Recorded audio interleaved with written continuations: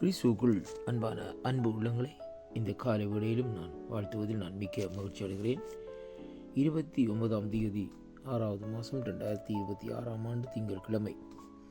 இந்த காலை வேளையிலும் வேத தியானத்துக்கு எடுத்துக்கொண்ட பகுதி பிலிப்பியரின் புத்தகம் 4வது அதிகாரம் 4வது வசனம் இப்படியாக சொல்லுகிறது: கர்த்தருக்குள் எப்பொழுதும் சந்தோஷமாயிருங்கள் என்று மறுபடியும் சொல்லுகிறேன் என்று பவுலடிகள் இந்த இடத்திலே சொல்லியிருக்கிறதை பார்க்கிறோம். பிலிப்பு சபைக்கு பரிசுத்த பவுலாகிய ஆண்டவருடைய தேவதாசன் எழுதுகிற வேளையிலேயே அவர் எழுதுகிறார், எப்பொழுதும் சந்தோஷமாயிருங்கள் என்று சொல்லி இந்த நாட்களை சொல்லுகிறதை பார்க்கிறோம். ஆம் பிரியமானவர்களே, ரிஜாய் இன் த லார்ட் ஆல்வேஸ் என்று சொல்லி இன்றைக்கு நாங்கள் பார்க்கிறோம். ஏன் அப்படியாக சொல்லப்படுகிறது என்றால், கிறிஸ்தவர்களாக இருக்கிறவர்கள் ஒருபோதும் இந்த நாட்களில் நாங்கள் அழுது கொண்டு இந்த நாட்களில் இருக்கக்கூடாது.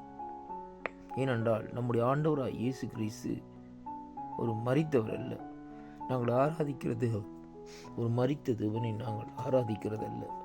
நாங்கள் ஆராதிக்கிற தேவன் உயிரோடு இருக்கிற தேவன் மட்டுமல்ல, அவர் ஜீவிக்கிற தேவனாய் நேற்றும் என்றும் மாறாத தெய்வமாய் இந்த நாட்களில் இருக்கிறார் என்பதைத்தான் இந்த வார்த்தை ஊடாக நாங்கள் பார்க்கக்கூடியதாக இருக்கிறது.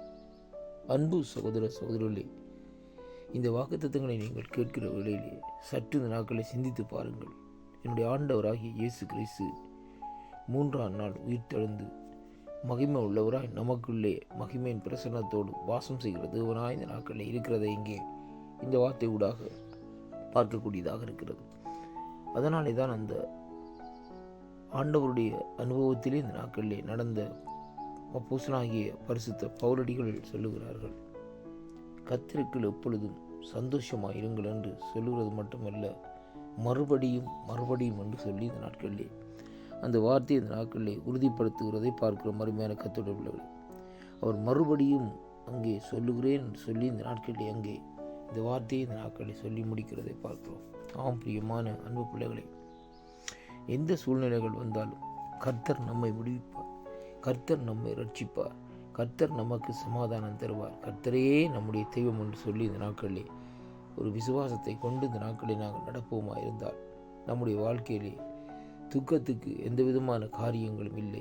ஏனென்றால் துக்கத்தை கொடுக்கிற காரியம் அது பிசாசனுடைய காரியமும் பிசாசனுடைய தந்திரங்களுமாய் தான் இந்த நாட்களில் இருக்கும். வேதனைகள், நோய்கள், உபத்திரவங்கள், அருமையான கர்த்தருடைய பிள்ளைகளே, இப்படி அநேக காரியங்களை மனுஷனுடைய வாழ்க்கையில் இந்த நாட்களில் கொடுப்பான்.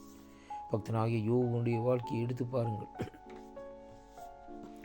யோபு இடத்திலே போய் இந்த நாட்களிலே பாருங்கள், அவன் பிதாவிடத்திலே போய் கேட்கிறான்.